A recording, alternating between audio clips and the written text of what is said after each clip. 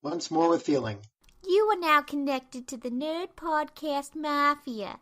Have your seat at the table with Open All Powers, Soul Wizard, Fans on Patrol, Dinner and a Podcast, Superhero Speak, Nerdtastic 4, Cult 45, and Not Another Nerdy Podcast.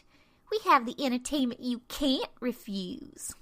Welcome to the continued podcast adventures of Superhero Speak.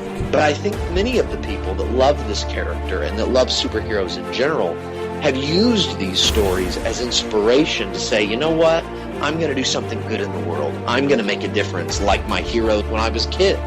That is my fondest memory of it, because when you're doing comic books, you want them to affect people, right? You want people to care. You want to strike emotions, and I knew that Clone Saga was striking a lot of emotions.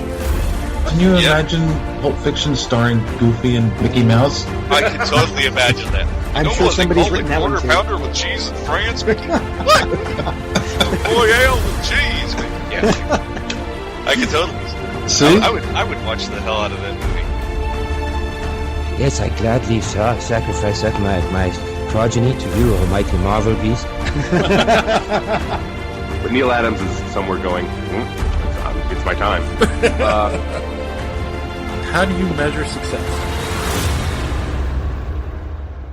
Hey everyone, you're listening to Superhero Speak, and I'm your host, Dave. And John. And I think I'm JD. Oh, okay. Oh, very good. You said once more with feeling, so I had to pump it up, I think. Yeah, take it down a bit. Okay. I'll take it down for our guest. So yes, we have a guest this week, boys and girls. He is the creative mind behind the book The 12. And he's here to tell us all about it and all of his other great comic book work. And of course, I'm talking about the one and only Patrick Trahey. How are you doing, sir? Great. Thanks for having me. Not a problem. For those who pay attention to the website, we actually had done an interview with you in print on the site. It was available in January, and now we have you on in person, so we can talk a little bit more about what you do and why you do it and who you want to get revenge on. I mean... Oh, yeah. There's a few. There might be a few more after tonight. So. All right.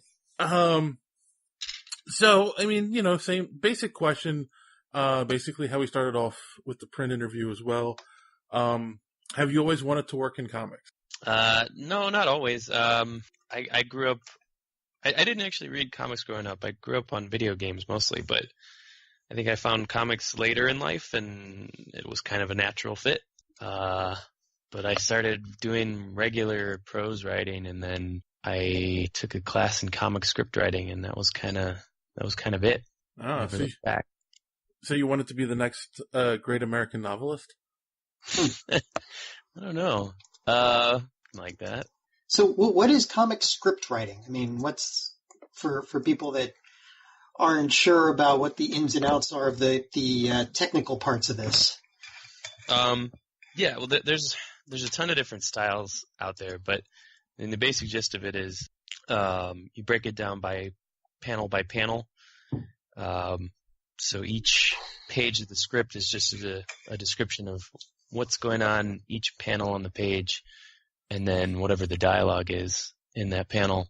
And just like any other writing, there's tons of different styles. There's a bunch of different formats for how to actually format the script as well. So did you, when you were writing this stuff, how much of an idea do you have before you actually start putting what's going to be in those panels? I mean, it varies from story to story, but usually I have a pretty good idea before I sit down to write. Sometimes it's just a matter of I think I have a good idea for a scene, and I'll sit down and write that scene, and then kind of see if I like it or not, and then decide whether I want to keep going with it. Other times I have a much bigger idea for a story, and I usually will just start at the beginning, or whatever I think is the beginning. That doesn't always stay the same, but usually I'll start at the part that I think is going to be the beginning and see where it goes from there. So, like, I just downloaded, I bought off of Comixology your first issue of the 12. Mm-hmm. And, like, say for this story, like, the idea for the, well, I'll tell you what I told the other guys when I finished reading it. It's bleak. It's like, it is just bleak as hell. So, I mean, where do you get the idea for this? Or is this like, because if you look at lots of science fiction, you got a kind of a balance. There are a lot of writers that are there just to show us just the myriad ways that the human race can completely and utterly fuck up. And then there's the other side where they show, hey, we're going to make it. We're going to do good. The Star Trek side of things. Mm-hmm. So you're obviously on the side of, we are definitely going to screw up somehow. It's, oh man. So it's sort of weird. Like, I love super bleak, dark stuff, but I'm actually kind of an optimistic guy. But, I don't know. I just like, I like dark and depressing things. My favorite movie is Old Boy, and I think that's one of the most messed up movies that I could think of. But, you're talking as messed up as Deliverance here? Because we're getting a vibe like that. Almost. Have you seen Old Boy? No, I haven't, but now I'm going to look it up. Yeah, watch the original, the Korean one, not the remake. The American one was dumb. Well, yeah, I've seen The Ring and Dark Water, so I get that. Okay. So the idea for this, besides just, go ahead. Yeah, sorry. So you asked where the idea came from. Honestly, so this one was, so I'm the writer on these. I don't do my own art, but growing up, I used to draw all the time. And I had this drawing that I did of these 3 gas mask clad figures, like looming over someone. Actually, in the drawing they weren't looming over someone, but I imagined it that way, and that sort of got stuck in my head for years. And eventually, I just sat down and wrote that scene, which is actually the first scene in the first issue. So the first 5 pages are sort of based on that drawing that I did way back when.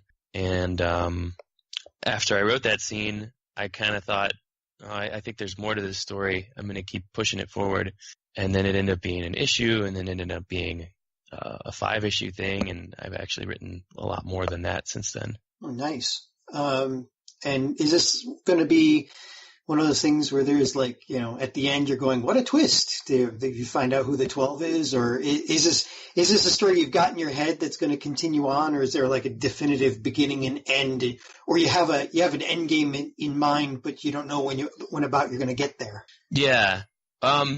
So this printing with Alterna, is just for the 5-issue miniseries, which is basically the first book, and depending on how the sales of the book go, we'll continue on with the story.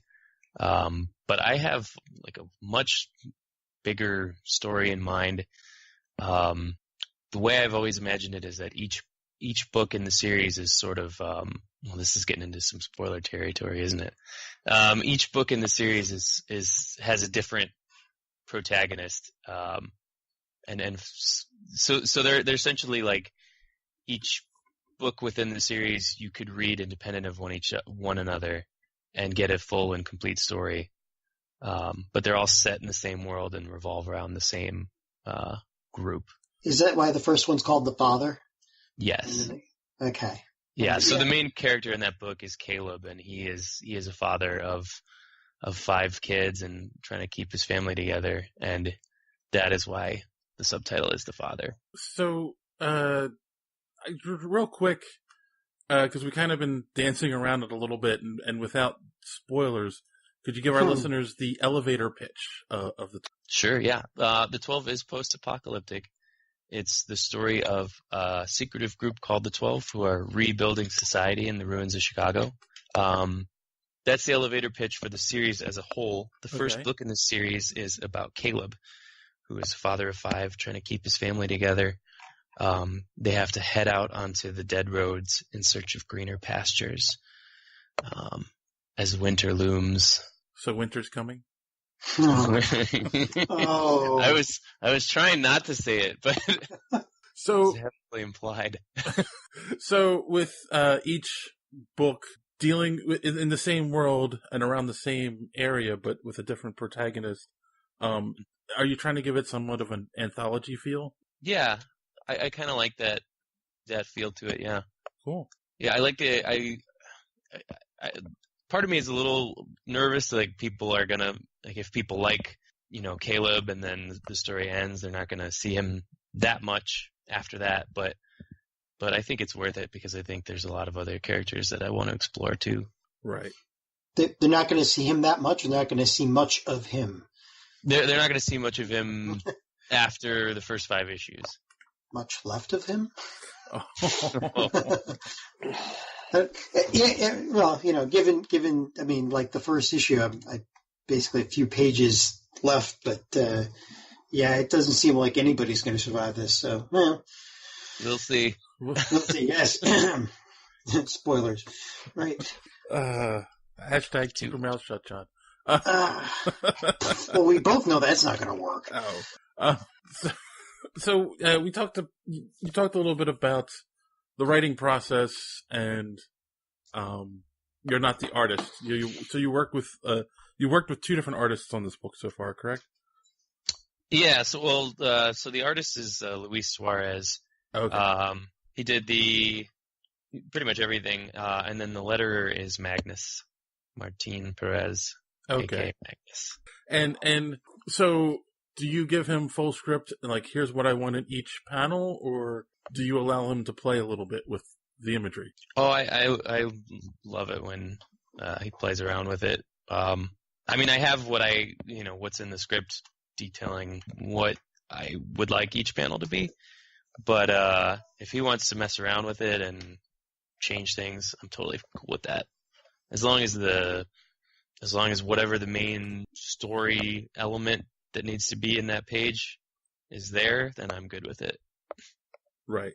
No, because we've talked to writers who do, full script to the point where they even do sketch out some of the drawings, and they want the artist to follow letter for letter, and then of course the extreme opposite end of that is they kind of just give a guideline of here's what we want, and they just let the artist do whatever.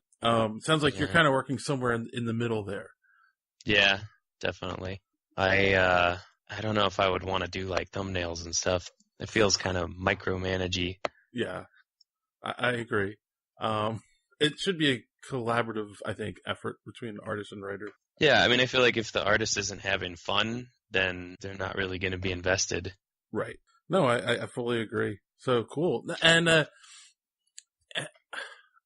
I'm really just kind of asking this because, again, this is really for our listeners, to people who want to get into this line of work, and what are some of the best ways to get started? Because, again, we hear it both ways. And, so you started out writing prose and then transitioned to this. Did you find that a difficult transition? It was at first. I kind of got into comics writing sort of to escape prose in a way. Okay. Because I used to, I don't anymore, but I used to hate writing exposition. Yeah.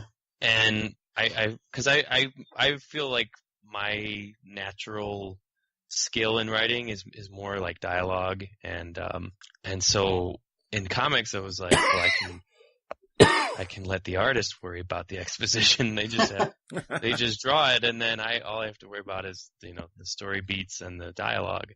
But it actually kind of made me better at exposition in a weird way, because when you're writing in a comic script for an artist, you have to keep in mind that you're trying to. I feel like I'm trying to implant a very specific image in their head, and the better and tighter I can make my writing, the better I can do that. And I think it's made me better at writing prose too. What drew you to Luis's work? What made you want to work with him? Oh man, Luis. So what I did to find Luis, I put out an ad and got a ton of responses, and there were a lot of good ones. But I like Luis's art because it's somewhere in between something like cartoony and something a little more gritty. I didn't want like an overly realistic style, but I also didn't want like it to be too cartoony, you know.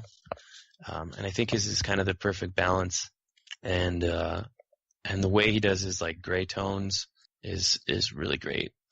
I like those like stark, crisp lines, you know, and like deep black silhouettes. So where did you find where did you advertise? I always have a hard time finding like good artists, and what service did you use to kind of locate Luis? Yeah, it took a while to figure all this out. Like the first couple years of trying to make a comic was trying to find the right artist. But I met him through Digital Webbing Forum, and that's basically just an online forum for artists. So there's a lot of people posting ads looking for artists, and artists posting stuff saying, "Hey, I'm looking for work." But the level of quality on there, I felt, was like way better than like DeviantArt. Huh. The responses that I got from Digital Webbing Forum felt more professional. Right. So overall, I think it was better.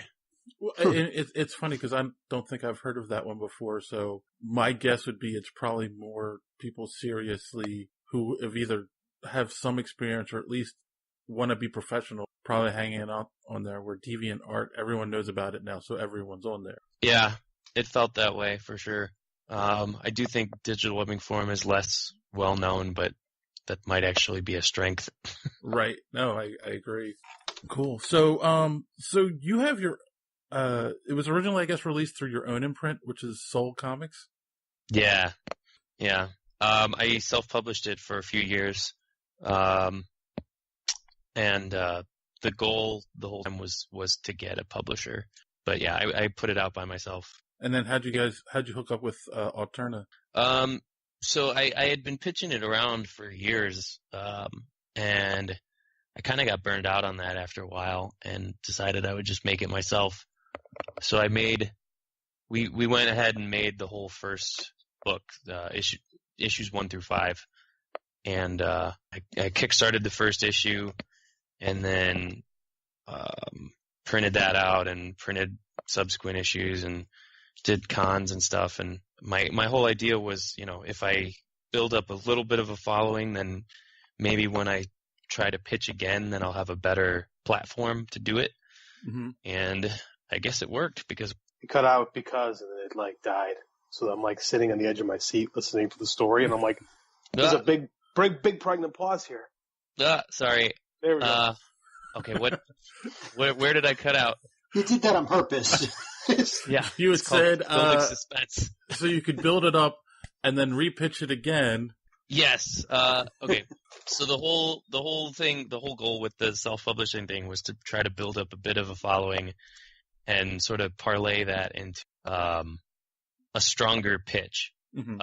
To say like, hey, not only do I have a good story, but I also can prove that like I'm driven and I have what it takes, and So then when I felt like it made my pitch to Alterna stronger, and then, or at least I hope that's what it did. But they took it, so I think it worked. Yeah, I was going to say they published the book, so they must have liked it. Yeah, it's hard to say like how much of it is like the merit of the book itself, and how much of it is like the work I put into promoting it. But whatever it is, it worked. Right.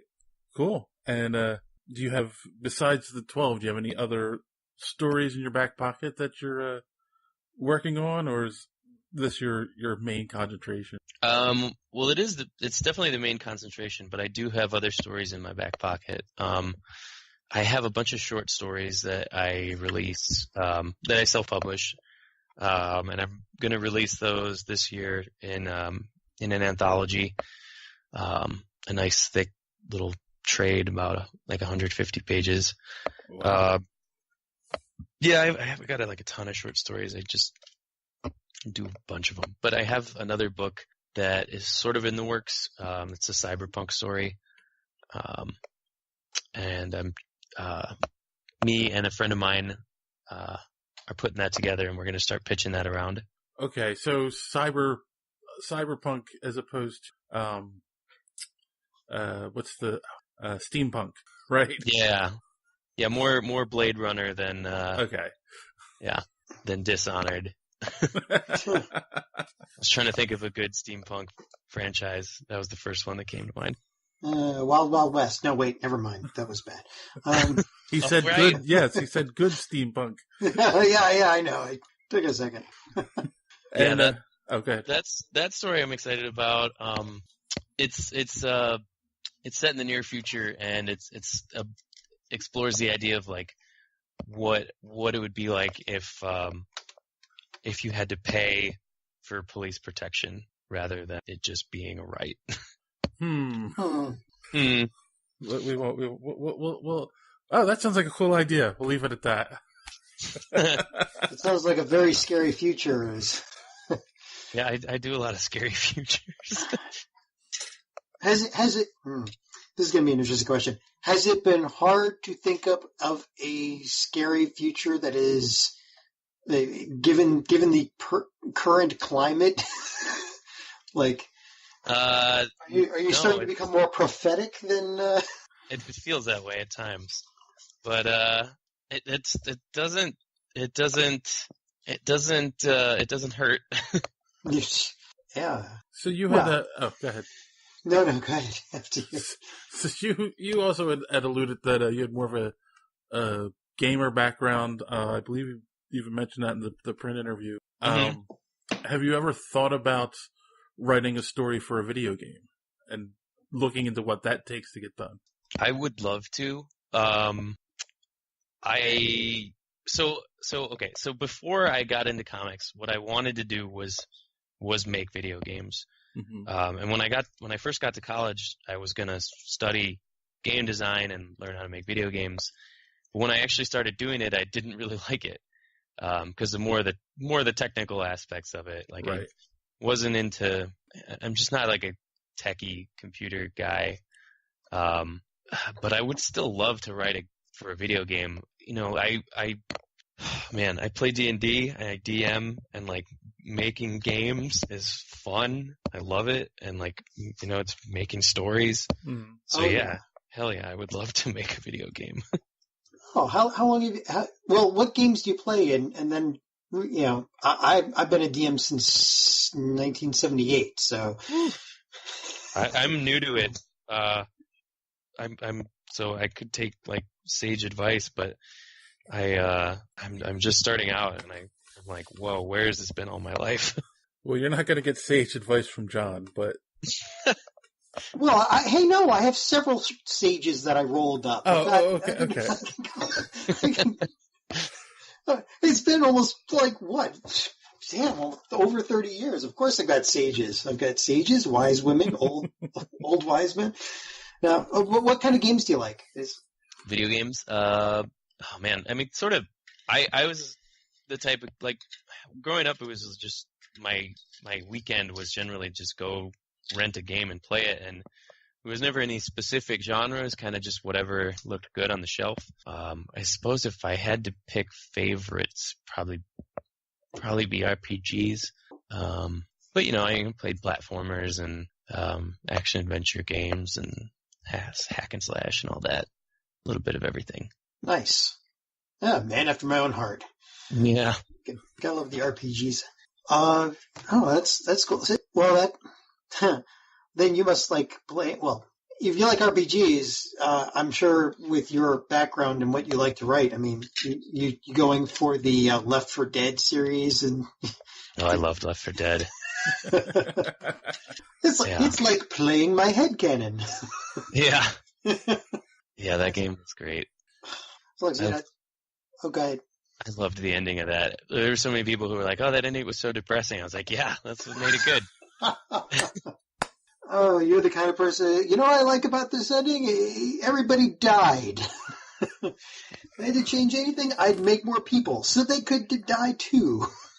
I don't revel in the death. I just felt like it was the ending that suited that story. Yeah, I read something about you said that you were story first, right? Yeah, story first. I could never. I mean, I'm not opposed to a happy ending, but it's just if it feels pigeonholed, then I would not. I would rather have a sad ending than a fake happy one. Yeah, I get that. If like the character hasn't worked for it, why are they getting a happy ending? Yeah. So you must love Black Mirror. Love Black Mirror. Damn it! I really have to see that. You actually probably would get along really well with my niece. She tried for a while to break into writing. She never got a publisher to pick up her book. But yeah, I remember her showing a draft to, some family members. Does not have a happy ending, her book. Let's just say that much. And my wife, her aunt's like, but what if this had happened at the end, made it a happy ending? And she's like, but then that wouldn't be true to the story, same thing that you're saying, and she's like, why does every story have to have a happy ending? I've written stories with happy endings. They're out there. But they will never be published. Oh, wait. But well, we'll see. But this, the 12 is post-apocalyptic. Actually, there are some stories within the 12 that are, I don't know if I'd say happy, but more upbeat. You feel like less jumping out a window after you read it? Yeah. Okay. All right. Speaking of happy endings. Mm-hmm. Where does that segue lead? Oh, don't ask. Just let him go with it. I was just gonna say, I'm just curious as a comic book writer and a fan of all things like that. What do you think of the current Marvel movies, and have you seen Black Panther? I loved Black Panther. I think it might be my favorite one. But it had a happy ending. I know. I'm not opposed to that. It was the ending that I felt they earned it. It felt like it fit. And it was a mostly upbeat movie. But yeah, I liked it. I liked it a lot. And I prefer the Marvel movies to the DC ones for sure. But the DC ones are darker. Everybody look for them. They are, but they're not as good. You didn't like Justice League? Oh, man. Not really. I don't think anyone did. Nobody did. I don't even think the director liked it. I think that's true, actually. The DC movies, like, they just feel bad. They feel very unplanned. Like they're just like they just saw what Marvel was doing, and they were like, I guess we should play catch up. And they just feel like they've been playing catch up for years, like, and they're too far behind. Like they released the Justice League, but they hadn't released any of the other. They hadn't released movies for the Flash or, most of or Aquaman, and it was like, well, you didn't really earn your Justice League movie. You haven't set it up yet. Well, right, because while Marvel started their universe, they were concentrating on the Nolan Batman universe, and they didn't build off of that. They decided, okay, we're going to start something completely new, and now they're playing catch up. I saw an interesting thing too, where someone had pointed out that Black Panther had made as much in its opening weekend as Justice League did for its entire run in the theater. Wow. Yeah. That's about right. That's pretty good. That's impressive. Poor DC. When will they ever learn? Never. Well, I mean, there's your bleak ending right there. It's them having to reboot the whole DC universe because, they just can't seem. It's like you said, they're playing catch up, but they're not earning it. They're not. When they had Justice League, you're sitting there looking at like, oh, there's Aquaman. Okay, he's a dude. Fine. Okay, is there any other aspect to his personality? Is there any backstory? No? Okay, just a dude. Fine. And that went with all the other characters. I mean, there was a little bit of characterization behind the Flash, but you couldn't really care much about any of them. Yeah. I mean, and they didn't have their own movies to back it up. So, I mean, you didn't even get that build up. Right. Yeah. I mean, every time you watch an Avengers movie, I mean, half of the reason you're watching the movie is to see if Tony Stark's going to flame out and go full alcoholic. Wow, yeah. Maybe. Yes. Actually, one of the biggest you'd mentioned the Flash. One of the biggest criticisms I saw was they were trying to make the Flash into their version of Peter Parker, which he's not. Yeah, he's not. Yeah, they're always just reacting to Marvel. They're never, like the whole thing that made the Avengers and the Marvel Cinematic Universe worked is that they planned it so far in advance. It wasn't like even if they have a weak link, like even if one of their movies like doesn't hold up, they still have a plan. They still have like their backup that they can go to. Right. So, like, if you could tell them to tell DC to make one movie, what movie would you tell them to make? And I have an idea of what you would say. So, but I want to hear what your answer is first. This is hard. I feel like I kind of feel like they need to start over, but that'd be like a full reboot. Well, yeah, it doesn't matter. Like reboot or adding on. Pick a character. A character you'd like to see, or a movie you think would do well, or. I mean, I would like to see an actual like good Superman movie out of them. Here. Please, yes. I think so. I mean, I know you like my stories like seem bleak, and like I say I like that stuff, but I think like the idea of trying to make Superman dark was never a good idea. It just doesn't need it, and it feels pigeonholed. Like they're like, oh, that worked for Batman, so maybe we should try this, and then it didn't work, and they just kind of doubled down on it, and it never fit. And I was like, you should just take Superman and like don't try to do too much with it. Just make it like, some crazy big monster and he's punching it in space. Like that's what you do with Superman. Okay. So I would have thought you'd pick something like Sandman or maybe even Constantine, considering that they can end dark, not bleak, but dark. And those characters really earn their endings, whether it is. That's great. That actually would make for a great. I feel like Sandman would probably be a better show than movie, just because there's too much to try to squeeze into a movie. Yeah, I'm sorry. Like when I was I was thinking like more like the superhero line, but I guess Sandman. I don't know if I'd call him a superhero, but I guess he's in the same universe. But yeah. I don't know. I was thinking more like the Justice League. No, that's good. I mean, yeah, and Superman can be done well. I mean, All-Star Superman is like probably one of the best stories written about him. Yeah, and that showed him being as what you'd normally really think of him as. It's just upbeat because nothing really hurts him, but it also is a story about how he died, and it's You're right. I mean, they could do it, and they would have to probably start with that or Batman, but they'd have to reboot. Yeah. Even if we like Batfleck. I just don't know how you can salvage the Justice League. I mean, I guess you could just try to make one good movie at a time and go from there. But yeah, just one good movie period at this point would be great. Yeah. I felt like when Wonder Woman came out and everyone was saying like, oh, it's so amazing, and I was like, it's not bad, but it wasn't. I didn't think it was amazing. I thought it was like, oh, they made a movie that was not awful, and like, right. It didn't.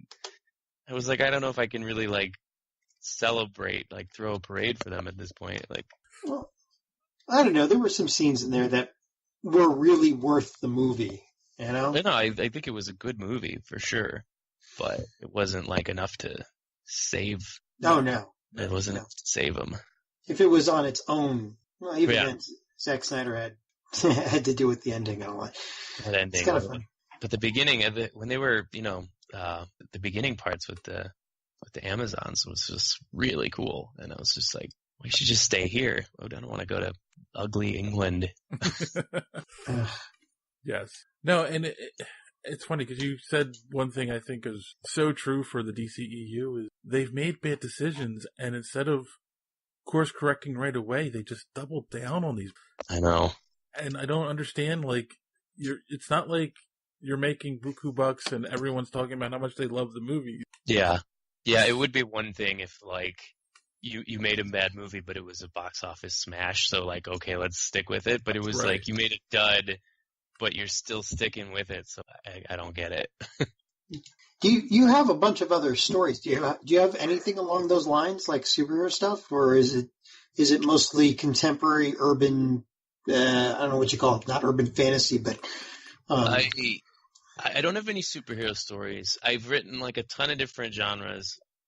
I mean, I write mostly sci-fi, honestly, but I write a lot of, post-apocalyptic. I write some fantasy.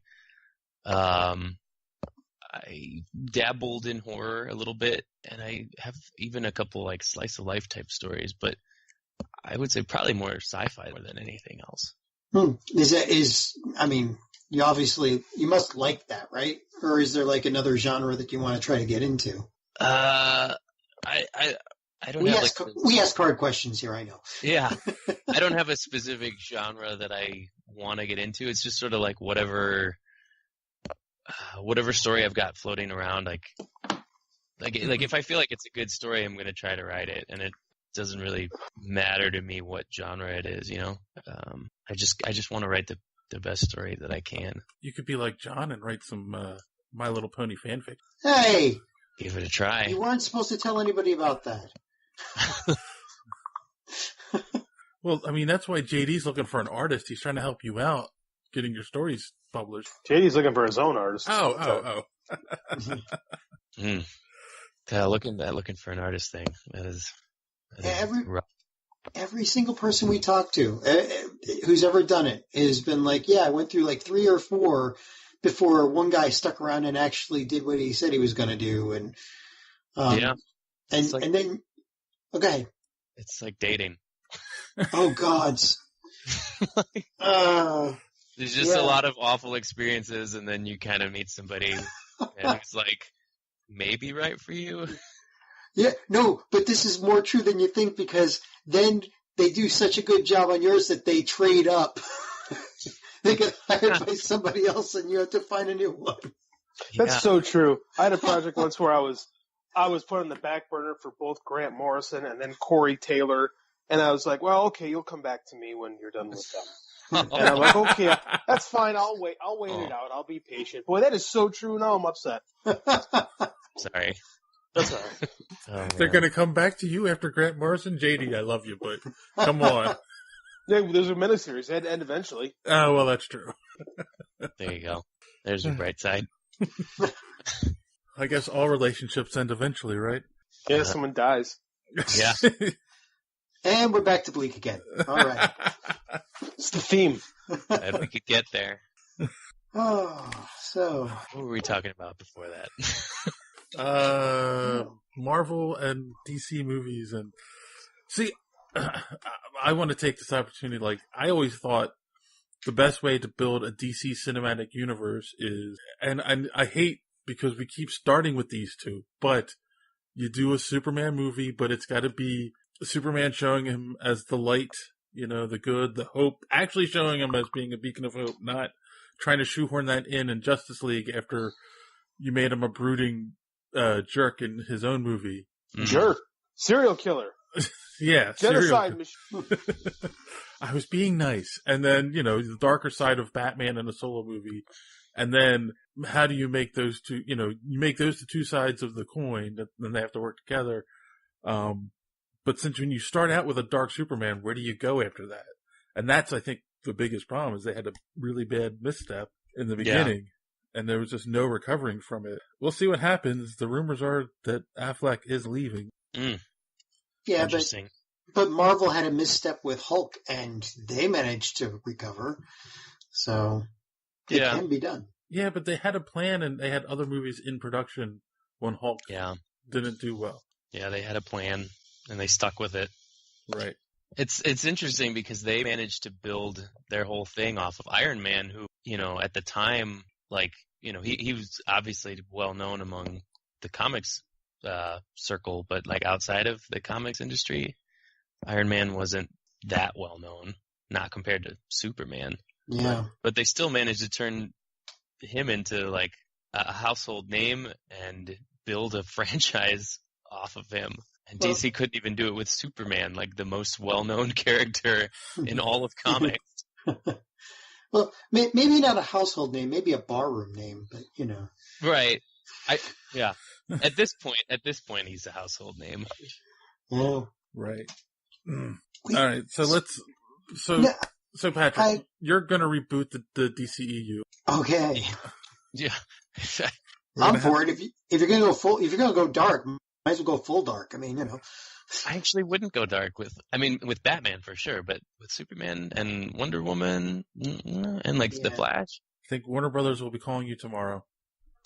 Be great. I could pay off my student loans. So before you came on, I was attempting to do this thing called research. I guess you get better at practice. But I came across your Kickstarter, and that's how I found the 12, and that's how I found Comixology, so I could download it. But your Kickstarter, how have you found that that's been treating you? That was a while ago, but it was successful, so it was a very good start.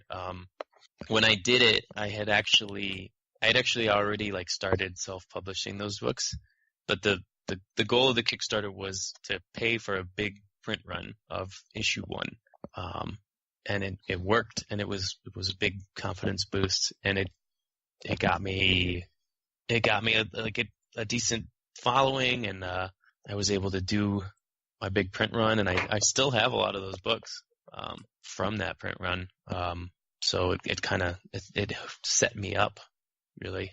Oh, good. Which means anybody listening, go to Comixology and buy them now. Yeah. You can get them there, but you can also get them at your local comic shop. They're coming out in print. They were actually supposed to be out on February 21st, but Diamond is Diamond, and they didn't send it out. So it's going to be out on March 7th now. Okay. Gotta love those monopolies. I mean, you gotta love Diamond. Yeah. You don't have to. Well, that's true. You can drive the comics to the comic book shop yourself. Yeah. Every single one, like Santa Claus. Yeah. I'll do it all in one night. But no, when I went to Comixology, now I think Amazon owns Comixology, so I was able to buy it with my regular Amazon account. And in the reader, it's not bad. But do you prefer reading these or buying them digitally and reading them online, or downloading them to the Kindle, or do you like the actual book? I like to have the actual book, especially with comics. And nothing beats a comic with that newsprint, right? Yeah, the alternate newsprint is pretty cool. It's super old school, and it looks really nice. Got to get the plug in for those guys. Yeah, man. Do you think the art looks different between the comic book and the digital copy? Yeah, it does. The newsprint is a big part of it. But so in the printing of in order to make the printing look good on the newsprint, we did this red tint to it. Oh. So if you read the Alterna print version, it's in this sort of brick red hue. So it's black, white with a red tone to it.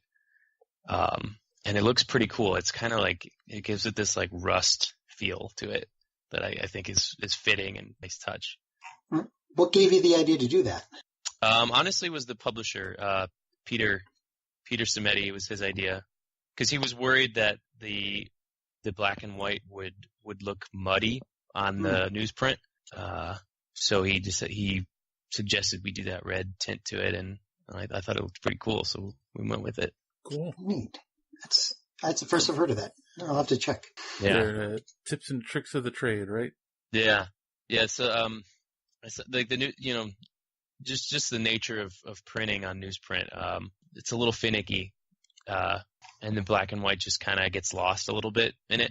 Color comics tend to look better, and just adding that one shade to it sort of fixes any possible issues. Right, like putting trim down.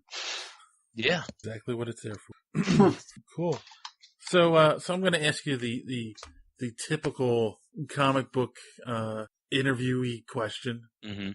If you could work for either of the big two and work on any title, what would it be? Oh, that's hard, man. Would be a good fit. Don't worry, they don't listen to us. Yeah, right. Your answer's safe. Actually, there are people from Marvel who listen to this podcast. So. Oh, well, then I'll pick Marvel. But there are also DC people that listen. The couple that do actually have worked for both. What would be a fun bit? I think if I honestly, like, I would probably want to write Batman if I was going to write one of the big name heroes. Mm-hmm. That would be the most fun to me. That's the second time you've mentioned it. Do you have, like, is there like an idea you had about it, or? No, but I don't know. He just seems like a good fit. He's got the best roster of villains, and I feel like Batman's greatest strength, like, is his villains. And there's so much you could do with them. Right. And besides, you can't reveal the idea here because it might be the script for the next movie, right? When Warner Brothers calls you tomorrow morning. Yeah, I can't wait. Yeah, that's going to be great. Just remember us in your award acceptance speech. That's all. I will. I'll give you a shout out. And these guys did absolutely nothing for my career, but I promised I'd mention them. We had a great conversation. It was wonderful. Awesome. So so we did talk a little bit about, your transition from prose to comics and what you did getting started. If you were going to give one piece of advice to somebody who wanted to get started as a comic book writer today, what would that be? Oh man, I love giving comic advice, but I just like talking about it. But this sounds depressing, but get a good day job. Well, that's honest. It's honest, and so for me, like, I remember when I first decided I was going to try to write comics, I would go to comic conventions. I remember specifically going to C2E2, which is like the big Chicago convention, years ago. Like, I think when it first started, and seeing people in Artist Alley, and like, I just like assumed like, oh, like these are famous artists and they're like living off of their artwork, and I'm just like some guy working a day job. And I remember talking to one of the artists, and he told me like no, like everybody here has a day job. Like these guys are all hustling and working hard, and it, in a way that sort of freed me up. Like, like, oh, like I'm not failing if I'm working a day job and hustling. That's normal. Okay. That seems weird, but it kind of lifted me up, because I felt like, like these guys are big famous artists, and some of them were, but that doesn't necessarily mean that they, I felt bad because I was still working a day job, and then to hear that all these other people who are doing it and making something out of it are also doing it was a big boost for me. And like you said, you have to pay off your student loans, so yeah, that's reality. Doesn't it suck? Reality ruins our dreams. Yeah, it doesn't help. That's why John drinks. Oh, that reminds. Thanks for reminding me. Just John? I didn't say just John, but There we go. See, he's drinking right now. Well, you just reminded me. I forgot. Now who's making it bleak? That's why I was shocked when John criticized your book. I mean, just, Wait, what? It's called saying it was bleak. I don't consider that a criticism. That's a description, not a... No. If you apply the word bleak to DC movies, that is an insult. Okay. I didn't say insult. Criticism doesn't mean insult. It just means, this is a critique. I find that it's bleak. That's why we argue so much. It's okay. I didn't find it objectionable. I thought it was an accurate description. Yeah, and it is. But again, your I guess mantra is story first, and it really does pull you in because you're wondering what the heck the family's going to do after blank happens. Because no spoilers. But yeah, I mean it's and I'm interested to see what's going to happen in the next few issues. So I don't know. That's what else can you say? So the first issue will be available in stores March 7th, right? Yeah. And then, what do you know what the release schedule is for the next issue after that? It'll be out in April. Each subsequent issues are coming out every 2 months. So okay.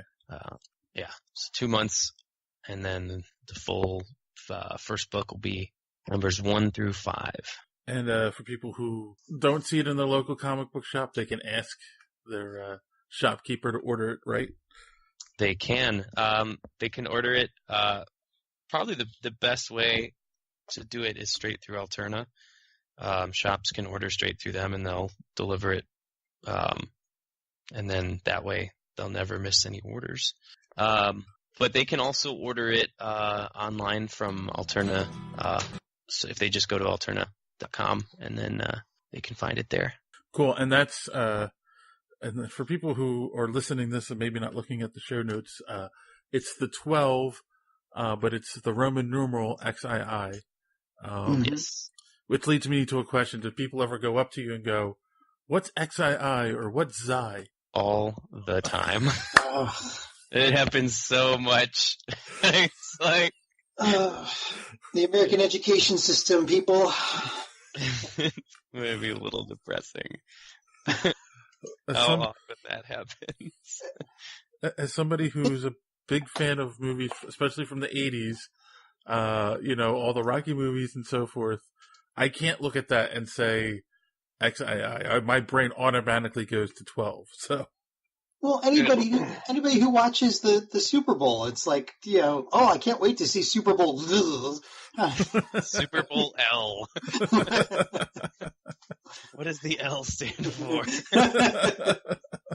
Did they run out of numbers? Yeah. I decided to go with the Roman numeral because when I was writing it, I had written out like the scripts for basically the first 5 issues, and then somebody told me like, "Hey, did you know that there's a book called The 12 and that it's post-apocalyptic?" And I was like, "What?" Oh. And so I read it. It's actually part of a trilogy, and it's the second book in the series. But it's a vampire post-apocalypse. And I was like, oh, see, it's totally different. But I went with the Roman numeral because then I was like, I don't want to infringe on this. Right. But I had already written my book before I found out about that. And you also wanted to explain it to people for the rest of your life. It's not XI. Yeah, XI. Occasionally people will mistake it for this old video game called 13, which was in Roman numerals. Gotten that too. There's one I less than you need for 13. Yeah. Cool. So, wow, we are just about in an hour. Yeah. So there is a question that we normally wrap up on. Mm-hmm. And, of course, that question, how do you measure success? That's a tough one. I think that was on your written one too, and I remember sitting there looking at it like, this is actually kind of a deep philosophical question. Yes, that's why we asked it.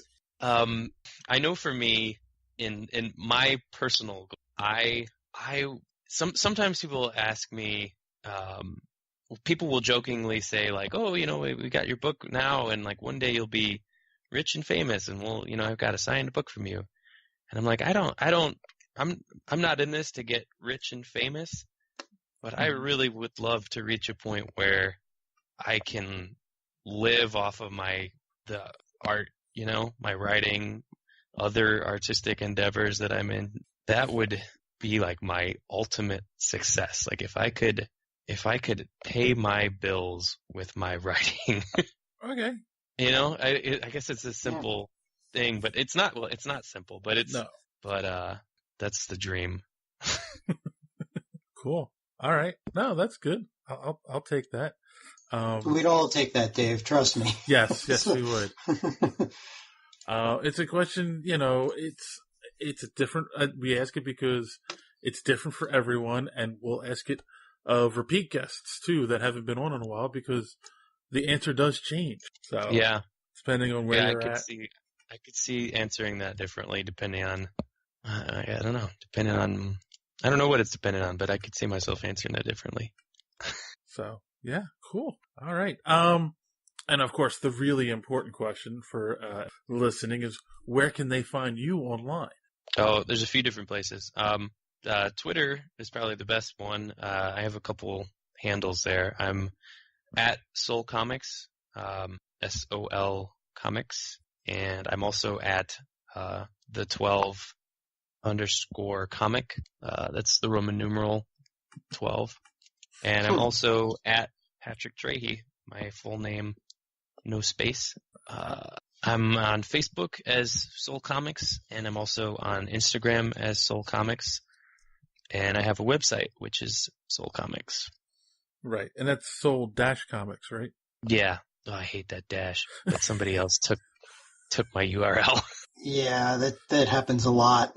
Right. So it's Soul-Comics, and of course, soul-comics.com, and of course the link will be in the description below. Yeah, I know how that goes sometimes. Some jerk in California has that URL. Hey, he'll probably sell it to you for $1 million or so. Yeah. Yeah. Cyber squatters. All right, cool. Yeah. Well, thank you guys. It's been a pleasure. Oh, yeah. It's been a pleasure, too, and I can't wait to read the rest of your stuff. For sure. I'll make sure I have plenty of tissues. Yeah. Cool. All right. So if no one has anything else to add, I think that's a good place to put a pin in it for this week, boys and girls. So, as always, thanks for listening, and don't let your cape get caught in the door. Have a good week.